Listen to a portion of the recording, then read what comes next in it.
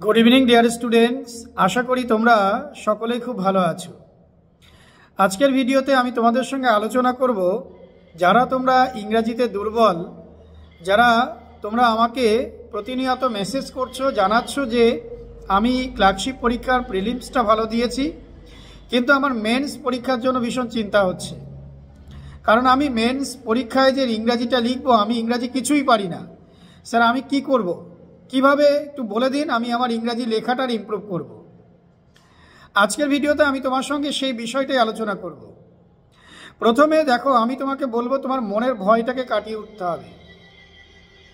আমি ইংরেজিতে পারি না এইটা ভাবলে তুমি তুমি লেখার সাহসটা কোথা থেকে পাবে? তোমাকে তো সেই সাহসটা আগে আনতে হবে। সেই মরার আগে যদি আমরা ভূত হয়ে যাই তাহলে কি করে আমরা আমরা সেই সামনের দিকে এগোবো, তাই না? তোমরা অনেকেই আমাকে মেসেজ করছো যে স্যার আমার এই কাটআপ, আমাকে এত পেতে হবে ক্লার্কশিপে, স্যার আমি এত নাম্বার কি করে পাবো? আমি ইংরেজি কিচ্ছু লিখতে পারি না। আমি শুধু একটা কথা তোমাকে বলবো, যারা ক্লার্কশিপ পরীক্ষায় চাকরি পাবে, যারা প্রিলিমস দিয়ে এসছে তারা মেন্স দেবে ভালো, যারা প্রিলিমস ভালো দিয়েছে যারা মেন্স ভালো দেবে, এবং টাইপ টেস্টে সফল হওয়ার পরে যারা চাকরিতে জয়েন করবে, তুমি একবার নিজেকে প্রশ্ন করো ভাই, তারা সকলেই কি ইংরেজিতে অনার্স এমএ করা স্টুডেন্ট? দেখবে তোমার প্রশ্নের উত্তর তুমি নিজেই পেয়ে গেছো। এই যে প্রায় ৮৫০০ মতন ভ্যাকান্সি, আমি ধরে নিলাম ৮০০০, গড় অ্যাভারেজ ধরে নিলাম ৮০০০। ৮০০০ জন যে ছেলে বা মেয়ে চাকরি পাবে, ক্লার্কশিপ পরীক্ষায় জয়েন করবে চাকরি পাওয়ার পরে বিভিন্ন অফিসে, তারা কি সবাই ইংরেজিতে অনার্স করা স্টুডেন্ট? একবার ভাবো, তারা কিন্তু না। তাহলে ইংরেজিতে অনার্স করা স্টুডেন্টের পার্সেন্টেজ হয়তো খুবই কম থাকবে। ম্যাক্সিমাম ছেলে মেয়ে কিন্তু তাদের ইংরেজি লেখাটার ইমপ্রুভ করবে এই কটা দিনে। সবাই ইংরেজিতে ভালো পারে যে তার কোনো মানে নেই, সবাই যে ভালো লিখবে তার কোনো মানে নেই, কিন্তু তোমাকে অন্তত যেন অ্যাভারেজটা তুমি লিখে আসতে পারো। অ্যাভারেজ মানে বেসিক কনসেপ্ট যেন ঠিকঠাক থাকে। আমার কমপ্লেক্স সেন্টেন্সে লেখার দরকার নেই, আমার লেখার মধ্যে ইডিয়ামস প্রয়োগ করার দরকার নেই। আমি যদি পারি ঠিক আছে, কিন্তু আমি অপ্রয়োজনীয় লিখতে গিয়ে পুরো সেন্টেন্সটাই একেবারে গন্ডগোল পাকিয়ে ফেললাম, এরকম লেখার দরকার নেই। আমি ছোট ছোট বাক্যে লিখব, আমি যেটুকু লেখার চেষ্টা করব সেইটুকু লেখার মধ্যে যেন টিচার কোনো রকম আন্ডারলাইন না করতে পারে, যেন বেসিক মানে সেন্টেন্স কনস্ট্রাকশনে যেন গন্ডগোল না হয়। আমি টাইগারের পরে আর্ট লিখে বসে আসলাম, তাহলে নিশ্চয়ই সেই টিচার, যে টিচার আমার খাতা দেখবে সে তো বিরক্ত হবে, তাই না? তাহলে আমার এই জায়গাটা ধ্যান দিতে হবে।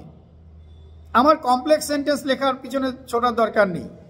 আমি যদি পারি তখন আমরা এগোবো। আগে বেসিক, একের পরে দুই, দুইয়ের পরে তো তিন, আমি একের পরে চারে যেতে পারি না। তাই ভয় পাওয়ার কিছু নেই। আগে মনকে শক্ত করে এটা ভেবে যে যারা ক্লার্কশিপ পরীক্ষায় বসবে তারা সকলেই ইংরেজিতে অনার্স এমএ স্টুডেন্ট নয়। আমার মতন তোমার মতন সাধারণ স্টুডেন্টরাও কিন্তু ক্লার্কশিপ পরীক্ষাতে বসবে, XYZ এর মতো সাধারণ স্টুডেন্ট, এবং তারা বসে পরীক্ষা পাসও করবে, চাকরিতে জয়েনও করবে। তারা যদি পারে তুমি কেন পারবে না? এত ভীতু হচ্ছ কেন? ইংরেজিটা অনেক সহজ ভাষা, শুধু একটু সঠিক উপায়ে চর্চা করতে হবে। পাশে যদি কেউ থাকে, দাদা বা দিদি বা কোনো স্যার থাকে, তাদের কাছ থেকে একটু লেখাটা চেক করে নিতে হবে। কোথায় কোথায় ভুল হচ্ছে সেই জায়গাটা একটু সতর্ক থাকতে হবে, যাতে পরের বার সেকেন্ড টাইম লেখার সময় সেই ভুলটা আর না হয়। ব্যাস এটুকুই।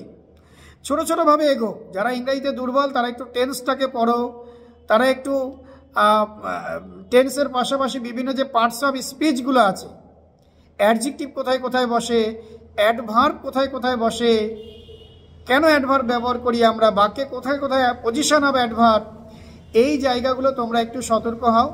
নাউনের পরিবর্তে আমরা প্রোনাউন ব্যবহার করি, ব্যাস এইগুলো একটু আর্টিকেলটা একটু পড়ে নাও, যে এ এন দি কোথায় কোথায় বসাই, এরকম নয় কিন্তু যা নির্দিষ্ট করে বোঝায় সবার আগেই দা বসিয়ে দিলাম। সে ছোটোবেলায় পড়েছি নির্দিষ্ট করে বোঝালেই ডেফিনিট আর্টিকেল দা বসে যাবে, এমনটা না। এর মধ্যে অনেক কিছু আছে। সেই গীতা ছেড়ে ফুটবল খেলো, এটা পড়েই গীতা পড়া হয়ে গেল, এরকম ব্যাপার আর কি। এরকম নয়, একটু আর্টিকেলটা পড়বে, একটু অ্যাডজেক্টিভটা, একটু অ্যাডভার্বটা, একটু ভার্ব, একটু টেন্স, একটু ডিগ্রিটা পড়বে। ডিগ্রি মানে ওই যে পজিটিভ, কম্পারেটিভ, সুপারলেটিভ ডিগ্রিগুলো, এইগুলো একটু ফলো করো। এইগুলো ফলো করার পরে ছোট ছোট বাক্যে লেখো, ট্রান্সলেশন করো। বাড়িতে প্রথমেই রিপোর্ট লিখতে যেও না। যারা ইংরেজিতে দুর্বল তারা ছোট ছোট বাক্যে ট্রান্সলেশন প্র্যাকটিস করো। সেটা কোনো দাদাকে দিয়ে তুমি চেক আপ করিয়ে নিতে পারো, আমার সঙ্গে জুড়ে থাকতে পারো। আমি একটা অনলাইন ব্যাচ চালু করেছি, সেই অনলাইন ব্যাচে আমি ক্লাস নিচ্ছি। যারা দূরে বাড়ি, বহু স্টুডেন্ট আছে যারা মুর্শিদাবাদ, বহরমপুর বিভিন্ন জায়গায় বাড়ি রয়েছে, নদিয়া, বিভিন্ন ডিস্ট্রিক্ট থেকে তারা আমার অনলাইন ক্লাসে যুক্ত আছে। তোমরা আমার সঙ্গে যুক্ত থাকতে পারো। এবার যুক্ত থাকতে গেলে কোথায় দিয়ে যুক্ত হবে? ফোন নাম্বারটা একটু নোট করে নিও, 9232558811। এই নাম্বারে আমাকে মেসেজ করবে হোয়াটসঅ্যাপে, তোমার নাম, তোমার জেলা এবং কোন পরীক্ষার প্রিপারেশন নিতে চাও, মেন্সের, ক্লার্কশিপ না মিসেলেনিয়াস, সেটা আমাকে জানাবে। আমি তোমাদেরকে গ্রুপে অ্যাড করে দেবো। প্রত্যেক সপ্তাহে মঙ্গলবার এবং শুক্রবার রাত 8:30 থেকে অনলাইন ক্লাস হচ্ছে। বাকি কথা ক্লাসের মাধ্যমে বলবো। আপাতত যে কারণে এই ভিডিও সেটা একটু সম্পন্ন করি। যাদের এই ইংরাজির দুর্বলতা নিয়ে ভয় পাচ্ছ তাদের জন্য সবথেকে বড় পজিটিভ বার্তা আমি বলবো যে এই যে 8,500 ছেলে মেয়ে চাকরি পাবে, এরা সবাই ইংরেজিতে অনার্স করা স্টুডেন্ট নয়।